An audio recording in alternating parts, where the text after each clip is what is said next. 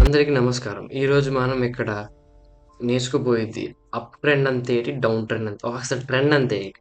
Trend అంతే మనం ఇప్పుడు బయట నుంచి చూస్తే ఈ షర్ట్ ట్రెండింగ్‌లో ఉంది. ఆ ప్యాంట్ ట్రెండింగ్‌లో ఉంది అని అనుకుంటామా?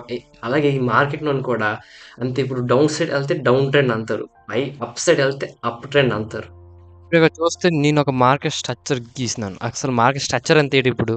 మార్కెట్ స్ట్రక్చర్ అంతే దాని లోపల market up trend, down trend 2 ఉంటాయి. దాన్ని ఒక స్ట్రక్చర్ అంటారు. ఇప్పుడు నేను చూస్తే అదే గీసాను. ఇక్కడ చూస్తే నేను గీసిన దగ్గర ఇది డౌన్ సైడ్ ఎళ్తుంది కాబట్టి ఇది డౌన్ ట్రెండ్ అయిపోయింది ఇక్కడ. ఇది డౌన్ ట్రెండ్. దాని తర్వాత చూస్తే ఇది దాని తర్వాత ఎండ్ అయిపోయింది అక్కడ.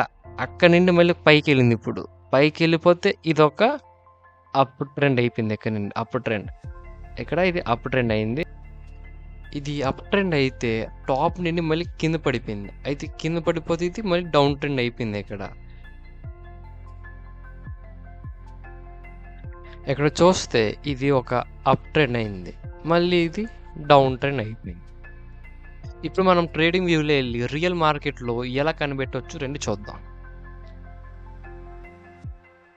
ఇది ఒక డౌన్ ట్రెండ్ ఇది.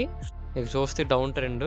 ఇప్పుడు ఇవి డౌన్ ట్రెండ్, అప్ ట్రెండ్‌లు ఎందుకు తీసుకుంటున్నాం? అంతే ఇవి ఇప్పుడు 1 మినిట్‌కి పనికిరావు ఇవి. ఇవి ఒక హయ్యర్ టైమ్ ఫ్రేమ్స్‌కి పనికొస్తాయి. అంతే 4 అవర్, 2 అవర్ అంతే.